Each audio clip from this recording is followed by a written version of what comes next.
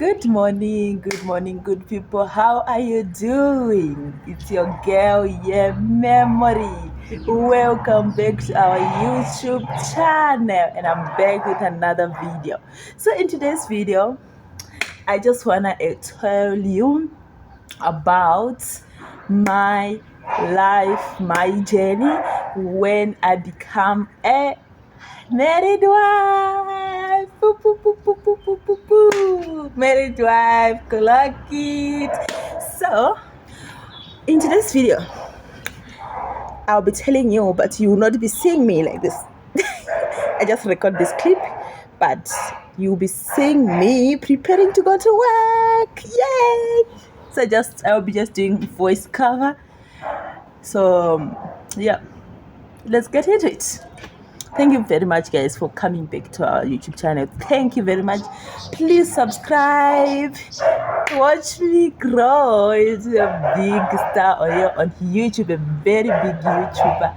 Please subscribe to my YouTube channel, like, comment, and share. Tell me what you think about me. Tell me what you like to see me doing. I'm at work right now. Yes, let me show you. Let me do the OTD. So this jacket, this one, I bought it from the Paxtons, and this from Ackermans, and this from Pep, the centers from Pep. Okay, so yeah, let's get into it. Let me not waste much of your time. Clock it.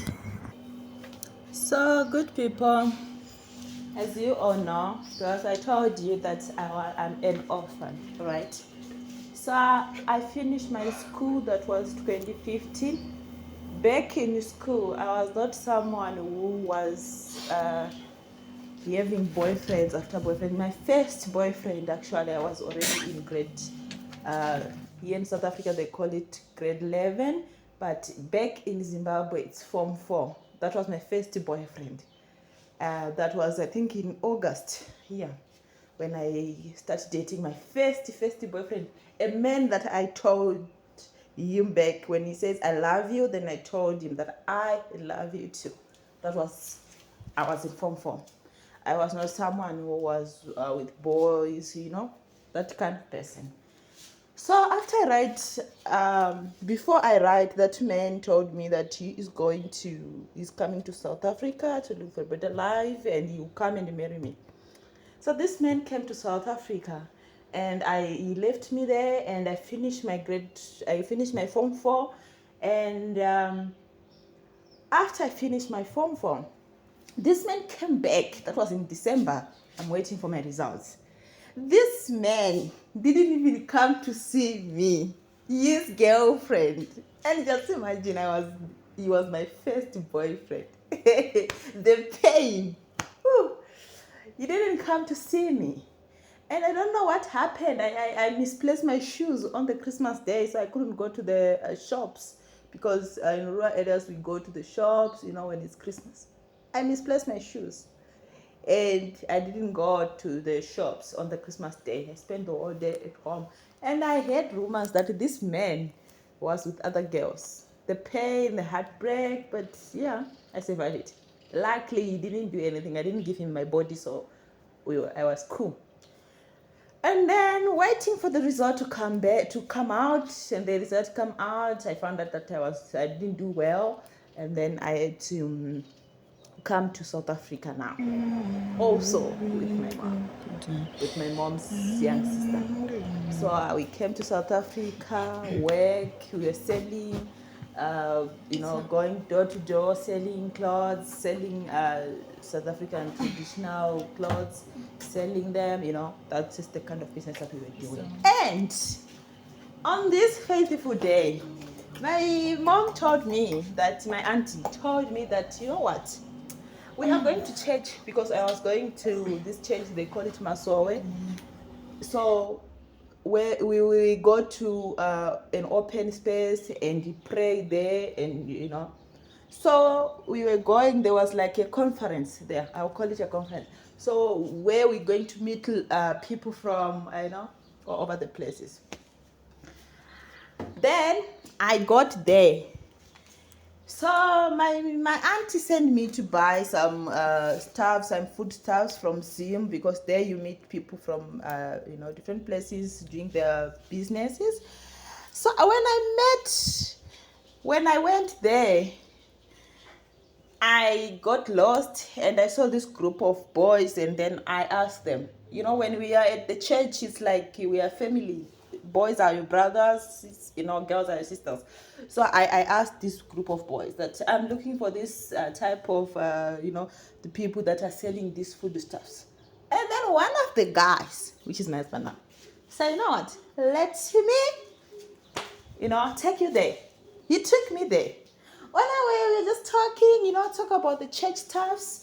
And then he was like, but I think I love your voice. When you sing very well. Please, can you just exchange the numbers so that maybe I can ask you to sing some, some songs for me. Then I was like, okay, cool.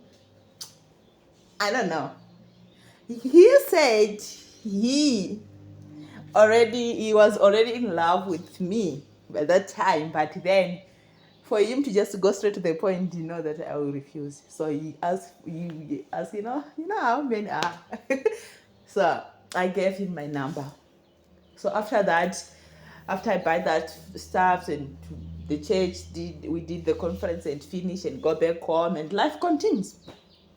And mind you, I had the boyfriends, I have other boyfriends other than that one from back home, because that one from back home, the relationship just, ended just like that. So then I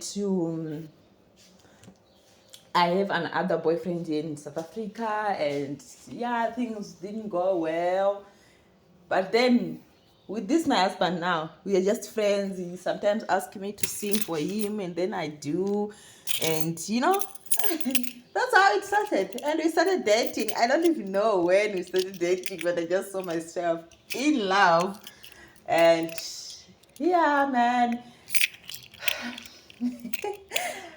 And then with him, I wasn't hiding anything. I was so honest to the extent that I tell him the truth, like, my dear, I have something that I want to tell you. Then he was like, okay, go ahead. And then I told him that I'm an orphan. Then he was like, okay, cool. What happened to your parents? And then I explained to him. And I was like, okay, I thought that was your mom. I'm like, nah, this is my auntie, my mom's young sister. Okay. And he was cool with it. And we continued dating. And, my husband was just different from the other boyfriend that I had. So, at some point, we actually fight. For what reason, I don't know. And sometimes we'll get to a point that we'll fight, and actually we just stop talking to each other. But I have his number, he has my number. I will have a boyfriend, and I'll post my boyfriend, and he will be posting his girlfriend. And we were cool. And when we get back together, I don't even ask him about his girlfriend. He don't even ask me about my boyfriend. Yeah, it was crazy. And then he came to visit me because he was staying in Joburg and I was staying in Mpumalanga. Then he came to visit me. That was our second time to see each other since we met at the church.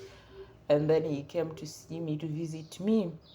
After visits me, and then the relationship becomes serious, and he requested for my sister's phone number. I gave him, and they started chatting, and then he confessed to my sister that he wanted to marry me. And my sister was very happy for me. My sister told me that, your boyfriend told me that he wants to marry you. And that was it. My husband, now that is my husband, he gave me the money to go and see his family.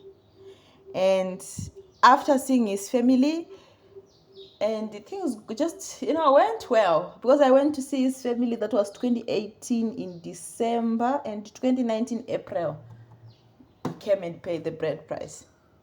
So we didn't do white wedding, or we didn't do the,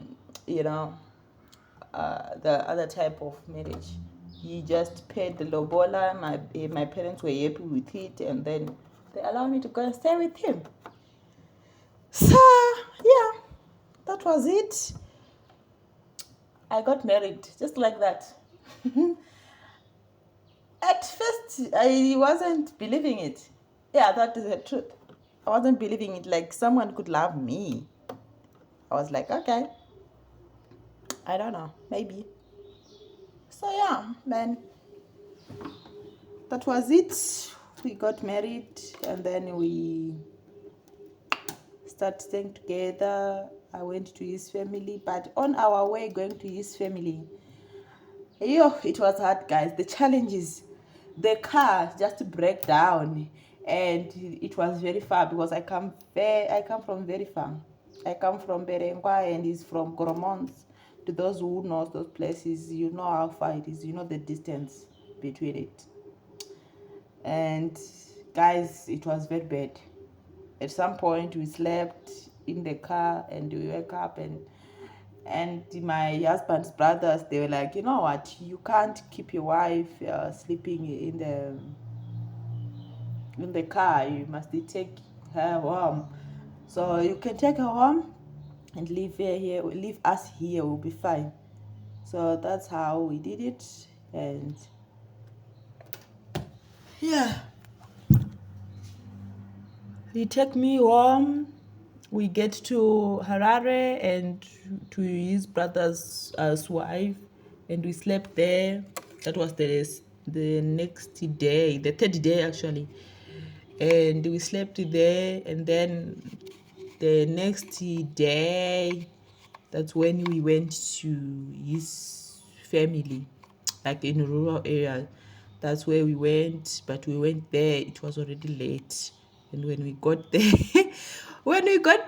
now I wanted to do the lobola thing, the makoti kotis, that you must cover yourself with a white cloth and for them to give you money and everything. And my mother-in-law was like, you know what, guys, it's already late, because we got there, I think it was like 10 o'clock. And my mother-in-law was like, yeah, it's late. Don't do it today, you do it tomorrow. So yeah, we just get inside and we eat and sleep and wake up tomorrow doing the makoti duties. And after doing them, then we then later that day, that's when we go back to the gate again and start doing the makoti things. It was so crazy, guys. It was so crazy. So yeah, we now go back to the gate and start doing the makoti things, and and they have to pay the money now. And yeah, that was it, guys. And now yeah, I was married. But first, before my before my auntie leaves, now they must make sure that I do the doings with my husband so that my aunt can see that I'm okay. I'm that girl. Guys, that was the craziest part. I don't want to lie to you. I'm sorry, I'm just laughing. I'm just remembering that time. I was tired, and then I slept. And then my husband's aunties, they were like, but we paid the lobola, she must go and do her duties. And my aunt was like, yeah, I know, but my aunties are like, I know, but I thought maybe she would do it when I'm already gone. Then my husband's auntie said, no, she must do it now, Yeah, so we end up, I went there, and it was so crazy. It was crazy. Very crazy, guys. But yeah, I enjoyed the journey, Shem. It was very nice. I enjoyed the journey. It was very nice, and I thank God for everything. And yeah, thank you guys for watching. Thank you for support. Please, if you made it this far, please like, comment, share. subscribe.